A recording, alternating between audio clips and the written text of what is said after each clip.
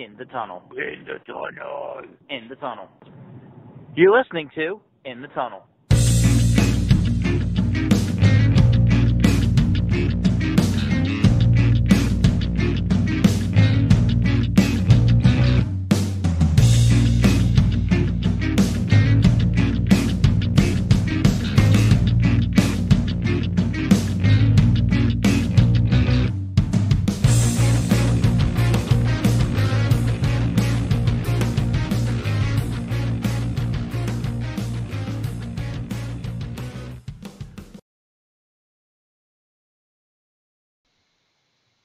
Hello and welcome to In the Tunnel, episode number 54.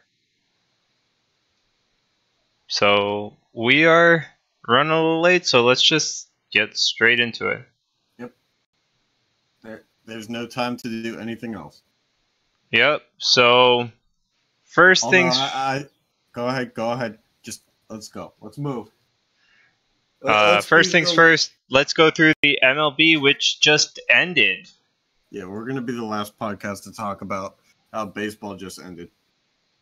Alright, so 4-3 Nationals, any interesting things happen? The Astros might be the best team to only win one title in their window of being a contender. Okay. I mean, ALCS lost last year, I believe. World Series lost this year. 2 years ago they won the World Series, but since then haven't surmounted or climbed the mountain, I should say, all the way back up to the top. So it'll be interesting to see how much longer this window is open. Cole's probably going to leave. Greinke and Verlander are at kind of towards the end of their careers. Correct. So, yeah, and there's only so much longer that guys like Correa, Springer are going to be on rookie contracts. So, yeah, you're probably... Everybody's going to want to get paid at the same time. Yeah, and you just don't have that to throw around, so... I wouldn't know. We'll see, right? Aside from the fact that the away team won every game of this series. Which was the first time that ever happened in pro sports. Yep. Anything? That's the only really interesting stat in this whole thing. Yeah, and also from the way the series started, going all 7 was pretty cool. And then the interesting stat of the away team won every single game. I feel like it's something that should have happened by now, but although I guess you could say every Super Bowl in a way that a team that wore white was every away team won a Super Bowl. But there. They played in a neutral site, not home and away. Yeah, but one team is designated as the quote-unquote home team. Yes, but still, I just don't think it counts if there's no, home crowd and away crowd, right? So let me ask you something, Sean. When the New Orleans Hornets, after Hurricane Katrina, had to move to Oklahoma City, then to play, all their home games there that year, that's technically a neutral site game. Were not all of those wins home wins? So my point more so is that it's the biggest game of the year, right? So it's played in a neutral site. You're not seeing one team's at normal home games, you get their fans going mostly, unless you're as bad as the Nets were in the past, where you just get all the other fans coming. But when you're in the Super Bowl, it's literally just everybody's trying to go. You're not a fan of either team necessarily, or you get a pretty even split of fans from both teams anyway. Yeah, but we're not talking Super Bowl corporate crowd here. We're talking about people in New Orleans aren't driving to Oklahoma City to watch the Hornets. And back then, nobody was driving to Oklahoma City for basketball at all. But they're recorded as home wins, but is it really the same as playing on their home court? No. I don't think the answer is yes. No, but that's the thing is they still were technically home games. Technically, again. Sean, I'm not here to argue with you like this anymore, mostly because you just won't admit that you're wrong. All right. Anyway, perfect segue into our next topic, which is it about how you're wrong or NBA? Okay, might as well do the same thing. Mostly because you might as well just not know what you're talking about anyway. Fair enough.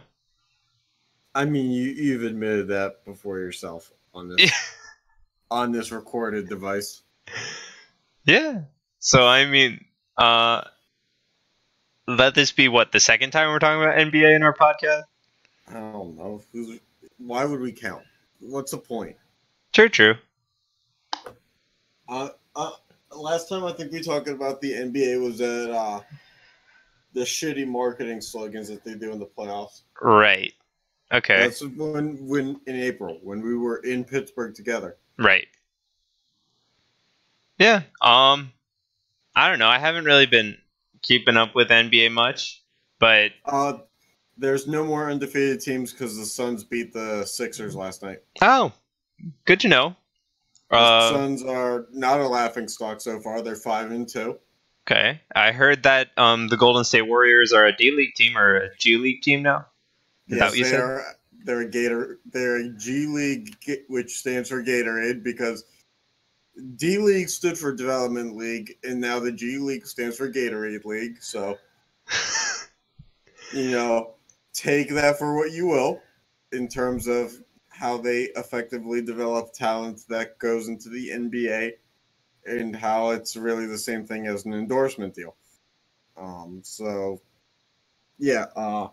They're starting a bunch of second-round picks right now. Their bench is a bunch of fringe NBA players.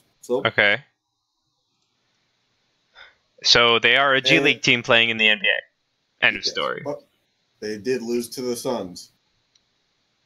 Okay, but you said they're not. Suns aren't a laughingstock, so. I mean, not yet. There's still plenty. There's still time. Yeah, but you can't just go hey, the Suns aren't a laughingstock, which means theoretically they should beat a G League team anyway. They weren't G League when the Suns beat them. Steph Curry got hurt in that game. Oh, right. Okay. Do you even read the news? Basketball? Me neither. Let's be real. Anything else? Basketball's for nerds until college basketball starts, which coincidentally is tonight. Yeah. Any other thing we want to bring up for NBA? I don't know, but we definitely have to do a March Madness thing again. Oh, that is totally happening. We should do college football playoff too. Yeah, we can. 4 random schools. Oh God. It's gonna be tough because every school has a men's basketball team. Not everyone has a football team. Right. So if Hofstra football makes a playoff, there's gonna be some interesting stuff going on where we might have to spin the wheel again. Yeah. All right. On to some other sports. Oh, I want to see Joel Embiid and Karl Anthony Towns actually fight, though. Oh. Not any of that weird scrap shit that we saw the other night. Yeah. I mean, I actually think you're the only one.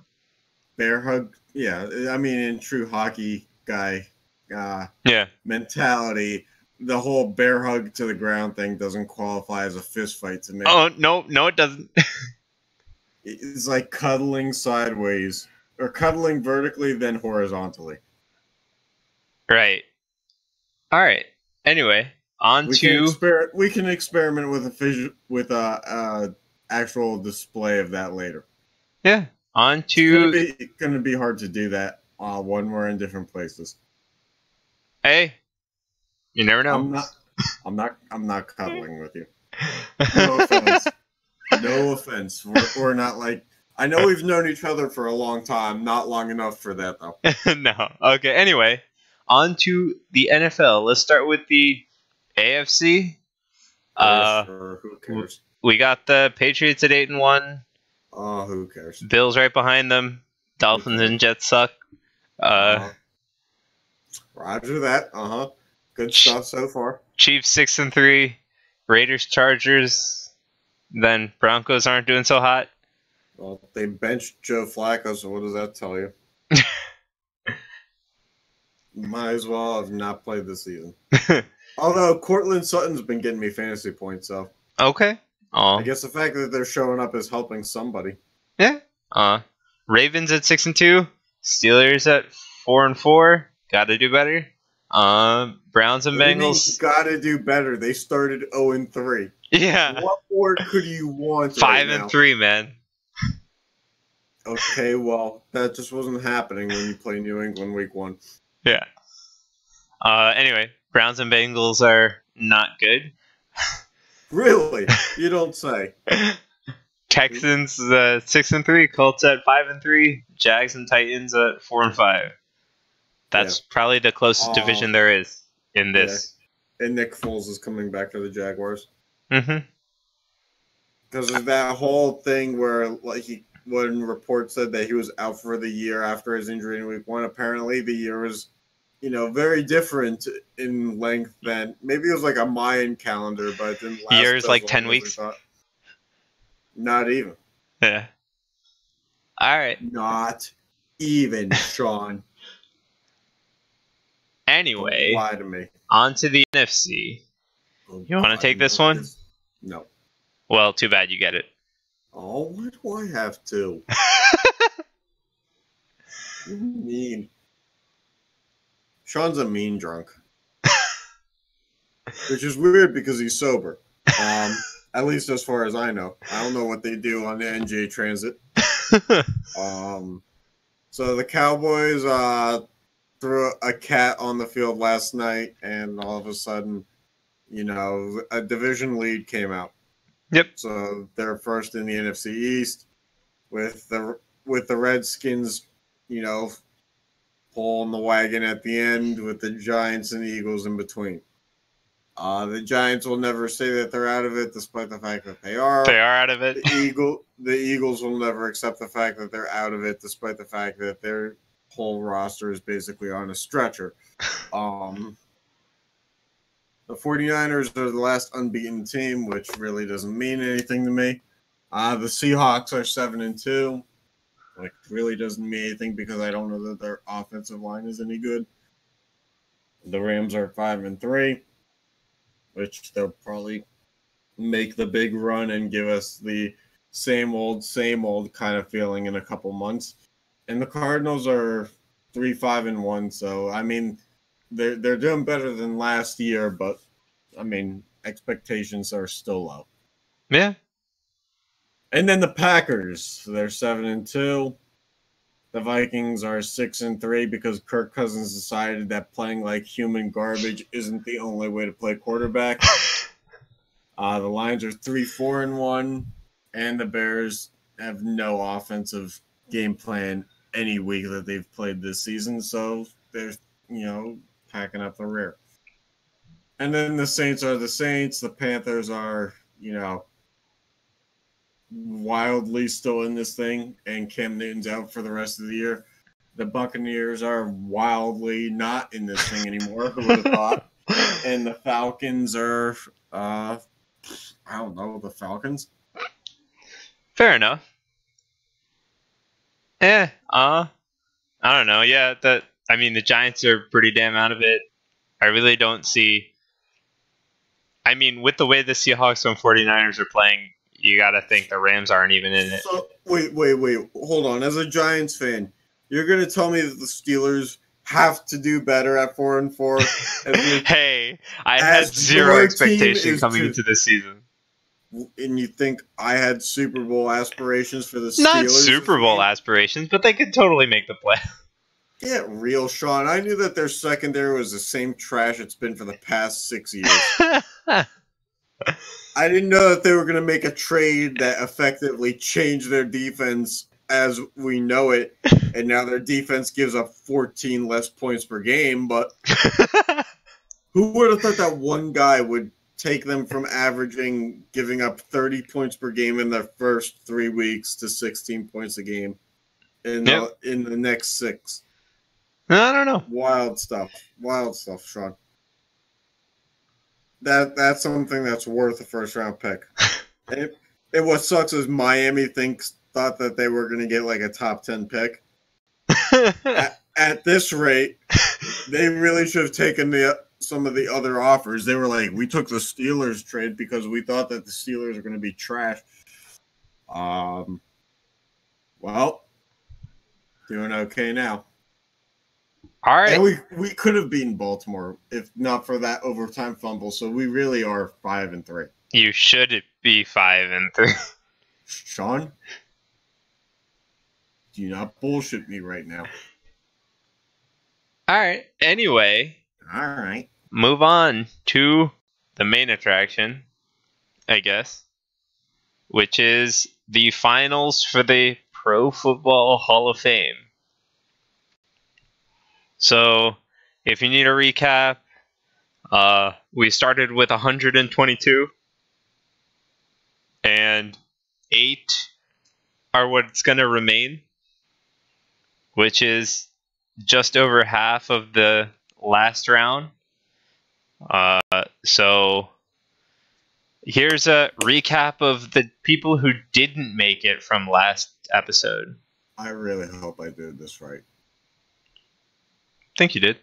We have David Akers, Clinton Portis, Donald Driver, Wilbur Marshall, James Ferrier. Driver, I didn't even know her. Tony Baselli, Muhsin Muhammad, Jeff Feagles, Bryant Young, and Neil Smith. Okay. So, as you can see, I just said 15 names are still on. 8 will make it. So, let's take a look at the candidates. Yep. That was really loud. My apologies. You want to... If you're so excited, let's hear them. I'm not excited, Sean. I'm a miserable human being. Let's just say what it is. It's Clay Matthews. We think Jr. We think. It's either Carl's Jr. or Clay Matthews Jr. Albert Lewis, Jeff Saturday, Richard Seymour, and Josh Cribbs. And then we have Jeff Garcia, Chester McLaughlin, Steve Hutchinson, Tiki, Otiki, and Torrey Holt. And then we have Rondé of Barbers, the Leslies of O'Neill, Brent Joneses, Lomas Brown, and the most royal of Kennedys, Lincoln Kennedy. All right. So, which funny story? Nice combination of both presidents who got shot. Yep. Anyway, we have 3 teams with 2 players left. I wonder if people have put that thing together before. Oh, those 2 names are. Anyway, we have 3 teams with 2 players each left to make the Hall of Fame. We have the 49ers, Raiders, and Browns. And this list could have been longer, but I did not feel like doing the research, and you were not anywhere to be found with an Excel sheet. Yeah. Okay. And a recap of the players who have the best chance are Richard. I mean, the wheel has been so courteous. I haven't had to change this thing since the first one that we made like 2 weeks ago. I know. Like, amazing. Yeah. So we still have Richard Seymour, Lomas Brown, Torrey Holt, Steve Hutchinson, and Josh Cribbs. Cribbs! All right. So let's just get to spinning the wheel.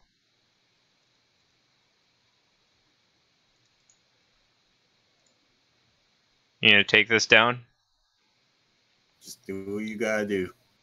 All right. So the first person to make it out of this list.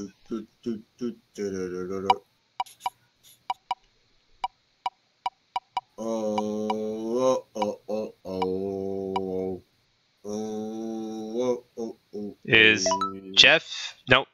Jeff Saturday. Jeff Saturday, an offensive lineman. Yep. Okay. A center, if you will. Yeah. Oh, let me write. I'll highlight it in our sheet.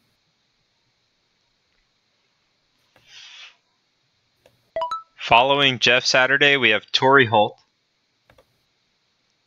Alrighty.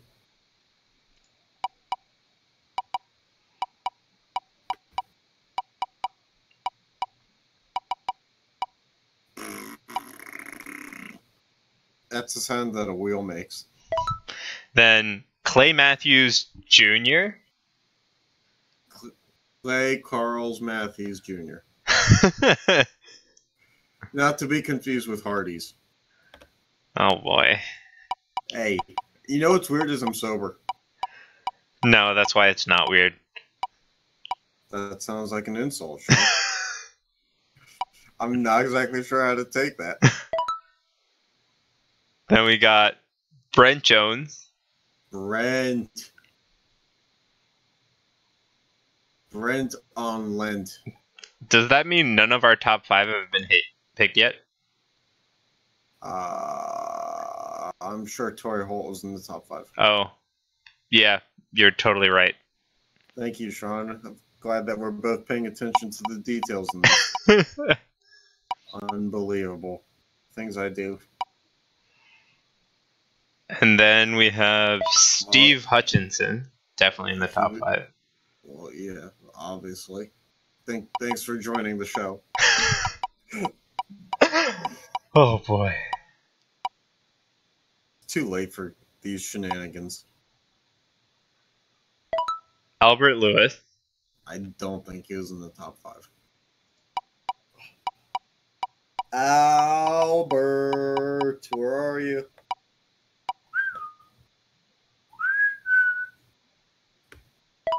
Rondé Barber. How many spots do we have left? 1? Just 1. So. Will it be the Tiki? Will it? Both the Barber brothers have lasted this long. Will it last a little bit longer? It will not. Probably not. Oh, good. Jeff Garcia. Last one, Jeff Garcia. What a nerd show that is. All right. Not that there's anything wrong with being a nerd unless your name is Jeff Garcia. Yeah, so, I mean, those are the 8 to make it out of the 122. What do you think the wheel's chances of being completely right are? I think that some of these names, more likely than not, we'll see. I think that between Hutchison, Saturday, Rondé Barber, I think the wheel's got a good chance of getting at least 3 out of 122 right. Okay, hey, that's pretty damn good. The only problem is, or actually with Torrey Holt on there, 4 out of 122. The only thing is, they tend to not put in 4 guys from the same era. Yeah. In the same class. So I'll say that 2 of these names will get in. Okay. I mean, still, that's pretty damn good. Hey, I mean, Chicago State won a championship. Just ask them. 3 wins didn't mean anything to them. They rode that thing to a title. Fair enough. All right. Anyway. Do you remember, Sean? Moving on to the NHL. Yeah, why don't you take the lead on that one, Slugger? All right. So, as far as like the Islanders are on a tear, just like pretty basic NHL things, right? So the Islanders are on a tear. The Senators are doing like bad, but not as bad as everybody thought they would. Actually, just as bad as everybody thought they would. What am I saying? Because they own San Jose's first round pick and theirs, and at the time of me looking at the stat, both of them were 30 and 31 in the NHL. Mm-hmm. So they had the best shot to get the first 2-round picks, basically, if the season were to end. Otherwise, teams are still pretty competitive aside from the Wild. They're a crap show. Otherwise, yeah, like most games are pretty fun to watch on a normal day. Yeah, well, at least the Senators did that thing where they slightly altered their jersey to make fans think that it was different. Oh, we changed the number and the nameplate and nothing else. Yeah. Cool. How about putting together a team? Hey, the one thing they have is they are a team. I didn't say good team. You also didn't say what kind of team. They could be like a Bocce team. Yeah. Anyway, let's get on to a little bit of a fantasy recap. Speaking of fantasies, and if you're a Senators fan, that's where you win games these days. Yeah, so we are second in our league still. We should have taken over first place, Sean. We wouldn't have. Well, not a good thing you kept me from picking up Devin Dubnyk. If you picked up Devin Dubnyk, it was worse. Yeah, I mean, no, we would have had the same score. Yeah. But anyway, we picked up Cam Talbot a day late. Mm-hmm. So anyway, yeah. So we went 6-4. Due to some bad planning on our part, I guess. I guess so.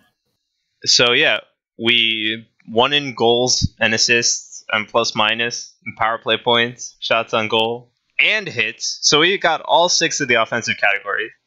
Yeah, that's all that really matters because Henrik Lundqvist is taking naps on the bench right now and he ain't playing games. And then we load management for a guy who's probably going to get traded to a contender is like, oh, so you're going to bench him so that he doesn't play for you at all before he gets traded away? What a dumbass. Yeah, so James Dolan, is he the one who owns the Rangers too? I know he's a Knicks owner, but if he owns the Rangers, he has a partial stake because of MSG, right? Okay, well, put the house band down and stop being a dumbass. Anyway, we only had 2 goalie games, so we didn't actually earn any points from goalies. So the other team had 2 wins, a better goals against average because technically we didn't have one, better save percentage because also technically we didn't have one, and they won shootouts because we didn't have any because we only played 2 appearances instead of 3. You guys are thriving. But we still won 6-4, so it's okay. Oh, well, good for us. Yeah, so although with one more area of win, or one more win, I think, in our category, or like, let me rephrase it like this. With one more category win, we would have gotten first place, I think. No, I think we needed 3. Oh. Yeah. I mean, based off of the first 3 weeks of the season, it would have been attainable. Yeah, true. But anyway, top performers are John Carlson, no surprise. Brock Besser, he had a hat trick, I'm pretty sure. And Dougie Hamilton with 4 assists through the week. Yeah, our draft strategy paid off very well. And for some reason, our waiver claim to bring Edler back on the team should go through tomorrow. Oh, yeah, because I had to place it again. Apparently, it didn't take the other day when I put it in. Oh. So go figure that out at Yahoo Sports on Twitter on that one if you listen. Yeah. Ask them why their waiver claims need to happen twice. Yeah. I mean, there's tech geeks on it. I mean, this shows that our drafting strategy is working out pretty well because these 3. Yeah, we have the best scoring defenseman and forward in all of the NHL. Yeah. And then we have Austin Matthews too. Yeah. And our other forwards and defensemen are doing pretty well. Usually defensemen are pretty hit and miss with their plus minus rating. Not John Carlson though. Well, yeah, but it just shows that the rest of the defensemen aren't just bringing him down for no reason. Correct. So it's doing pretty well. Like Hamilton's doing well. Yeah, Dougie's a defenseman. Yeah. And then Besser had a hat trick past week, sorry. And paid off. The lamps. Yep. Yeah. This is probably the lowest that we've had in the plus minus department, though. Yeah, but we still won by 10. Like to see, yeah, well, I'd still like to see that better. Yeah. Yep. Pretty much. Yeah, so I mean, if you couldn't allude to, we Hornquist got hurt. He's on our team, so we had to drop him. For now, yeah, because he's on IR again. So we are keeping Talbot. We're probably gonna swap him out. Is Cam Talbot the starter? No, it's no. Mike Smith. Backup. So yeah, we're looking at goalies and to update our team a little bit so we don't fall into you didn't have enough goalie starters this week. Yeah, so if you have a starting goaltender out there that could help us out, email us at whatever our email is, or tweet us.